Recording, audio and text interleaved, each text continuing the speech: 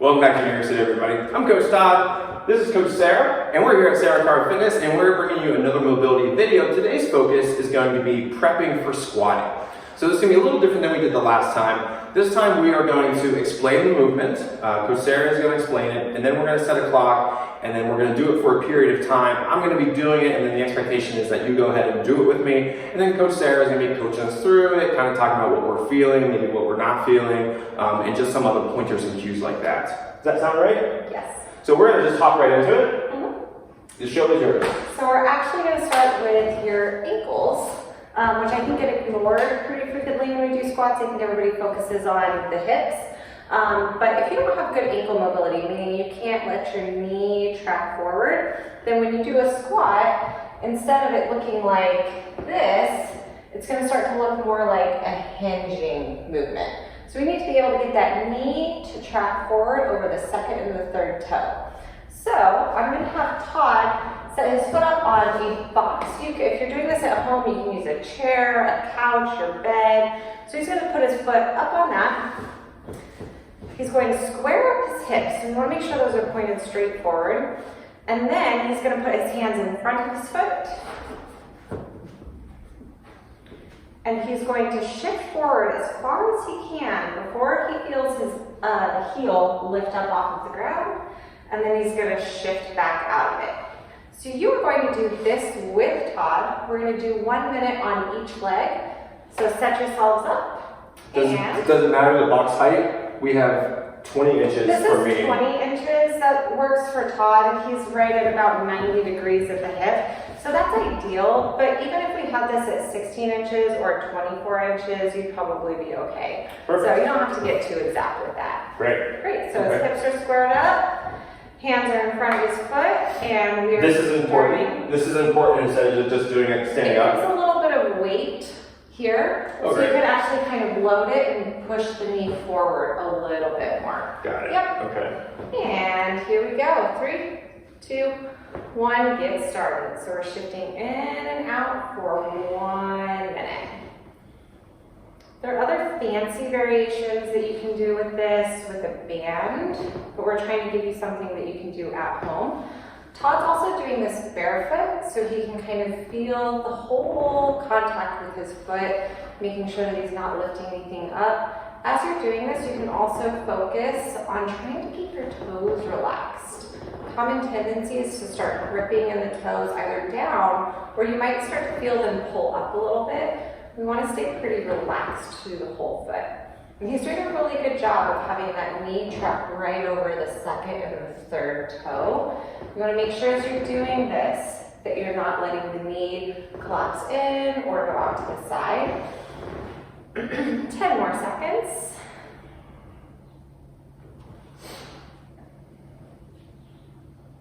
Great. Let's switch to the other side. We'll take a 10-second transition.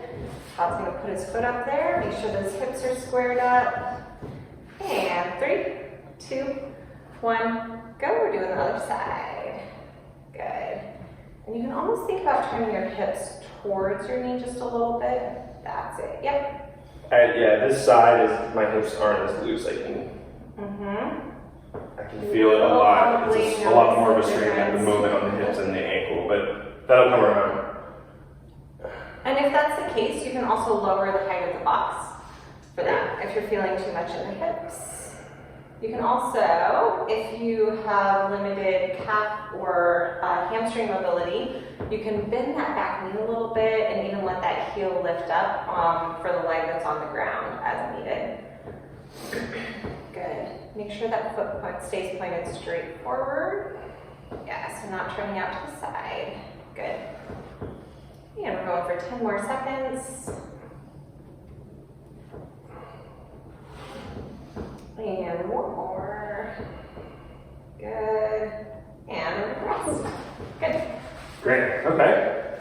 Ankle mobility, 1. Yeah, so why don't you test out a few air squats now? Sure. Okay. See if you can let those knees track forward a little bit. Good. Maybe hang out down at the bottom for a second, see how things are feeling down there. Good. Yep. Great, okay. Good. So now we're gonna move on to the next piece, which now we're actually gonna get into the hips a little bit. And we're going to move to the ground. We are gonna move to the ground. Great. So we're gonna get this box So let's out take of the a way. second to transition. So now we're actually going to get into the hips a little bit. So we're going to get some movement of the femur, that's the long bone in your leg, and the acetabulum, which is the hip socket. So I'm going to have Todd take a seat. And he's going to put his feet in about his squat stance. Good. And he's going to put his feet flat on the ground. And he's going to take his hands and put them behind him. Good. A little bit of a lean back is just fine here. Lean back. Lean back. Lean back. All right. Now, he's going to keep both hip bones glued to the ground. This is important. So we're limiting the range of motion for this one. We're going to take it into more range of motion for the next one. He's going to simultaneously drop both knees down to one side. Doesn't matter, your choice. Good. And that's about as far as he can go before his butt cheek lifts up off of the ground. Good. So return. And we're going to hold this one for 30 seconds and then switch over to the other side. Great. So have a seat, set up your feet, and drop the knees to one side. Good. And that's as far as it's going to go. So he's an internal rotation on his right leg and external rotation on the left leg. Internal rotation is this. External rotation is this. And we're going to hold for another 15 seconds.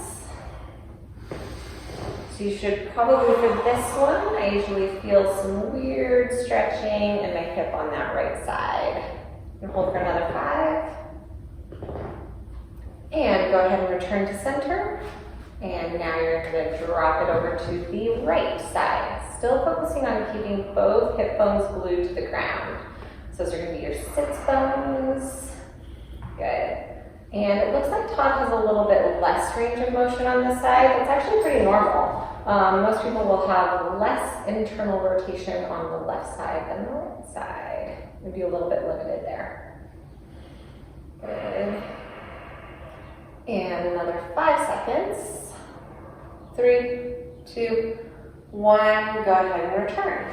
Now, for this, we're just going to take it all the way. So he's going to let his pelvis, it's your hips, lift up and drop all the way to the left. So he's going to get both knees down to the ground and totally fine to let that lift up now. Good.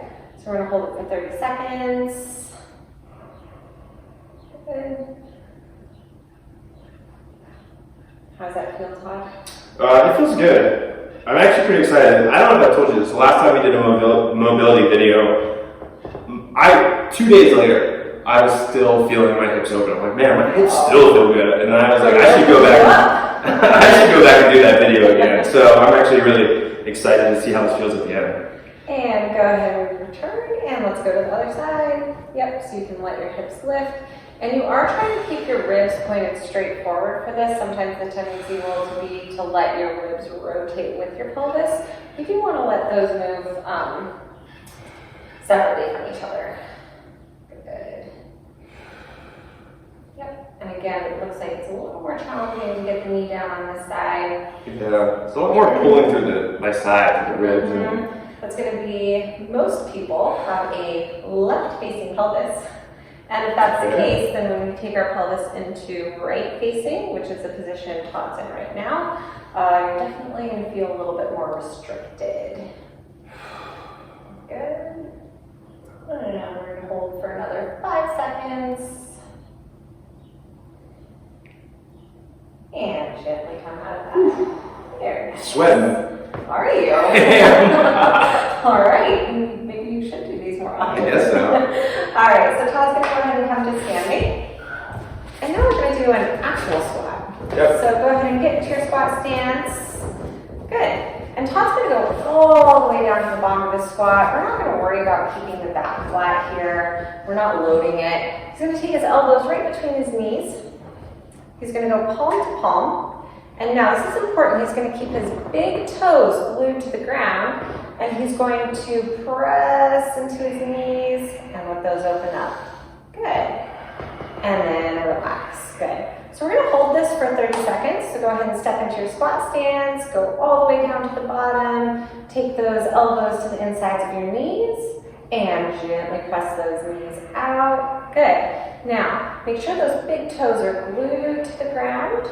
Yep, so we want to be opening up the knees from the hips, not from the foot when you do this. Good. You can also do a gentle rock back and forth. You can get your ankles a little bit more involved. So when I'm doing stretches like this, particularly in the glutes, if I tense them and then relax, and then tense them and relax, I really seem to like sink down more into that. It's almost a little bit of a P&F stretch, or like a contract relax stretch, totally appropriate. Good, and then go ahead and stand up, give your hip flexors a little bit of a break. We're gonna do that one more time, but I know a minute is a long time for the majority of the population to get a squat. So we'll take another 15 seconds before we do it again.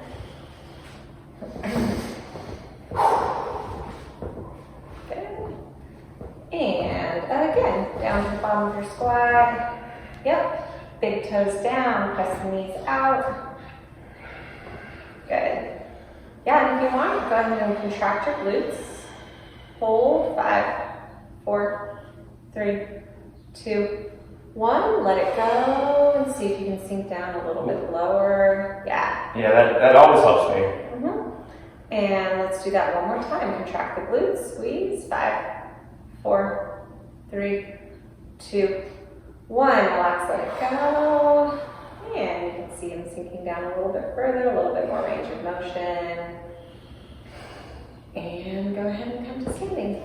Good. Great. And then let's test out a few more air squats. See if you're feeling a little bit more comfortable in the bottom. Oh yeah. Yeah. Yeah. Okay, so we just did 3 pretty simple movements just to prep you for squatting. So that can be just increasing the range of motion in your squat or helping you feel a little bit more warmed up to go under load. So we worked the ankles a little bit. That's something you'll want to do pretty regularly over time. Ankle mobility takes a long time to improve. And then we loosened up the hips, and then we actually went into the bottom of a squat and prepped some of that external rotation from the hip.